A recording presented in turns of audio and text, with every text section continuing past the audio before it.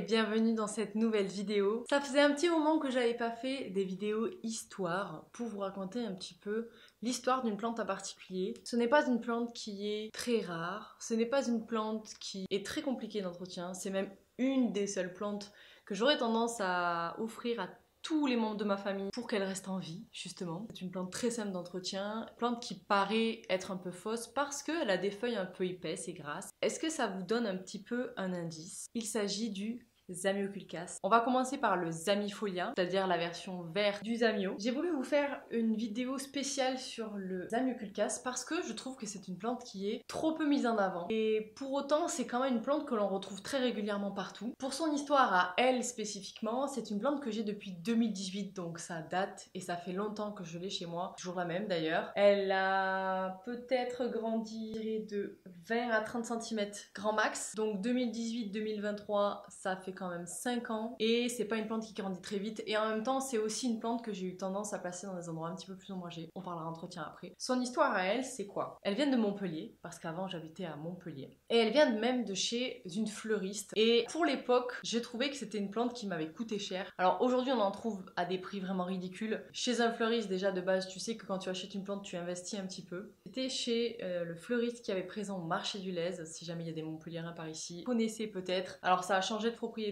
depuis et pour le coup la fleuriste en question elle me dit juste bah tu vas pas galérer, ce sera super simple et c'était un peu mes débuts dans les plantes d'intérieur. Je crois que les seules plantes que j'avais à la maison c'était peut-être des monstera, des chlorophytum. En 2018 c'est vraiment l'année où tout a commencé pour moi au niveau des plantes, donc c'est la même plante, c'est même la même plante que j'ai rempotée toujours dans le même pot, donc elle n'a pas bougé de pot, je ne l'ai pas rempotée depuis. Par contre, je lui apporte de l'engrais. C'est trimballé avec moi depuis quelques années. Elle a subi 2 déménagements et elle a survécu à un seul rempotage. Et d'ailleurs, j'ai regardé tout à l'heure parce que ça faisait quand même un moment que j'avais pas regardé dessous. Elle a un petit bout de racine qui sort.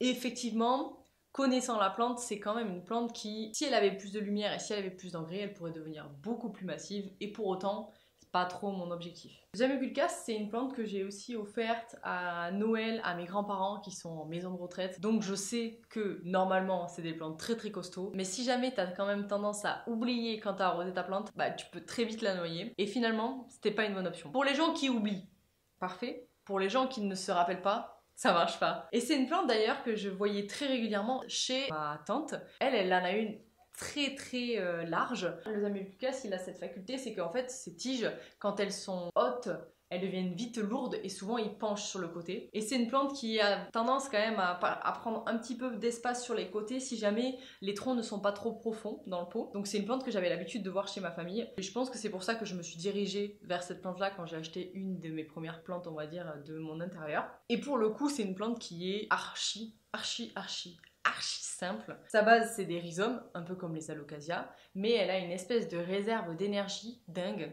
Donc c'est une plante que tu peux oublier, vraiment. Alors, en hiver, je suis même pas sûre de l'arroser plus d'une fois tous les 2-3 mois et qui s'emporte vachement bien. Elle pousse toute seule, vraiment je crois que je l'arrose beaucoup moins de toute façon que les autres. C'est une plante que je dois arroser une fois par mois. Et de temps à autre, comme j'apporte un petit peu d'engrais à mes plantes d'intérieur quand même, elle bénéficie d'un petit peu d'engrais. Et elle est vraiment dans un endroit, elle est dans mon fond de pièce, vraiment. C'est un espace où justement je n'ai pas d'autres plantes, sauf sous une lampe horticole. Vous voyez vraiment l'espace dans lequel elle peut grandir. J'en ai déjà vu aussi dans des spas, donc l'endroit le moins lumineux de la planète. Elle aura plutôt tendance à stagner pour le coup, et même peut-être à en souffrir un chouille. C'est quand même une plante qui apprécie la lumière, mais qui se débrouillera dans un endroit totalement ombragé. Au niveau de l'arrosage, comme je vous le disais, c'est une plante qui n'a pas besoin de beaucoup d'eau, parce qu'en fait, elle a énormément d'énergie dans son rhizome. Et c'est pour ça que je l'apprécie énormément, parce que c'est une plante qui, lorsque des débutants viennent vers moi et me demandent on a besoin d'une plante solide, qui crèvera pas quand on part en vacances, le Zamioculcas Zamifolia. Aucun problème. Après, c'est quand même une plante qui a un aspect assez faux, je trouve, avec ses feuilles un petit peu épaisses. Elle a quand même un port qui est pas... souvent, les gens, quand ils viennent te voir, ils viennent... en tout cas, quand ils cherchent une plante, ils veulent quelque chose qui fait un peu jungle, qui est un peu plus filaire, on va dire. Et le Zamioculcas, c'est pas du tout cet effet-là. C'est beaucoup plus une plante qui est massive. Bon, alors quand elle est petite, mais quand elle grandit, elle devient vite massive et puis ses feuilles prennent de la place. Et puis en plus, elle bouge tellement peu et tu l'entretiens tellement peu qu'elle prend très vite la poussière.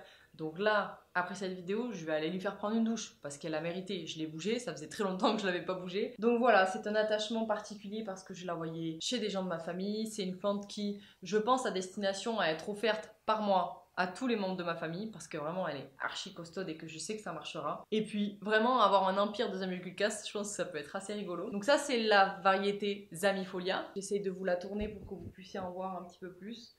Elle est grande, hein. Et puis elle est lourde. Pour vous rendre compte de cette chose, elle est vraiment que par rapport à moi on peut faire. Voilà. On peut voir la taille du truc ou pas? Pas mal, non? Donc ça c'était les Zamifolia, c'est la variété qui est plutôt verte et vert foncé même. Donc ce que je disais c'est qu'elle a quand même tendance à prendre pas mal la poussière, c'est pour ça que la doucher régulièrement ça peut être cool parce qu'en fait c'est pas si simple de la nettoyer petit à petit. Et pour vous raconter l'histoire de cette plante, je ne peux pas vous raconter que l'histoire du Zamifolia, donc de la plante verte.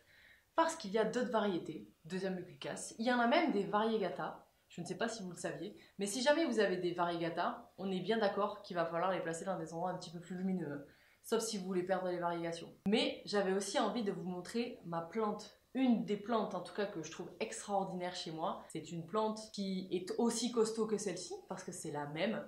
Mais c'est pas la même variété et elle a une couleur extrêmement originale. Il y en a qui pourraient dire que c'est morbide, moi je la trouve fantastique. Je vais poser maman Zamifolia à côté, parler de sa cousine ou sa sœur. Et après, une fois que je vous l'aurai présenté, on parlera entretien et surtout bouturage parce que ça je pense que ça peut être un sujet qui peut vous intéresser.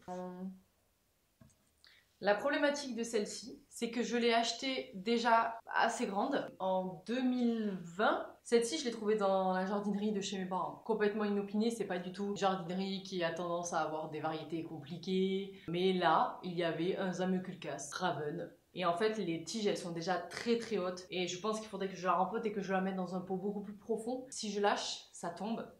Et en fait, avec le poids, ça peut péter. Et ce serait vraiment dommage. C'est d'ailleurs ce qui est arrivé au moment où j'ai fait un rempotage, où je l'ai déplacé, je crois. Il est arrivé ce qui devait arriver, la tige a cassé. Et c'est là que je me suis dit, vas-y, j'essaye de faire une bouture de cette plante. Et c'est pas si simple, en vrai. C'est surtout très long. Ce que j'ai fait, c'est que j'ai placé une des feuilles en eau, pour voir. Donc la feuille en entier avec la petite tige. Hein. Et j'ai aussi pris carrément la tige de base, où il y avait déjà le rhizome, et je l'ai mise en eau aussi pour voir ce que ça faisait. Ce qui s'est passé, c'est que, un peu comme les oxalis, la feuille, elle a raciné et elle a créé des rhizomes.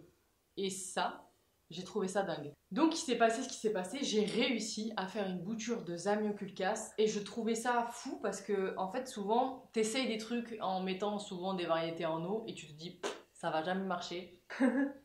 Voilà le résultat de ce petit bébé. Alors je ne sais pas si vous le verrez bien comme il faut, mais il y a un rhizome à la base et une toute petite tige. On dirait l'emoji, là, celui-là. Tout léger, je pourrais tirer dessus.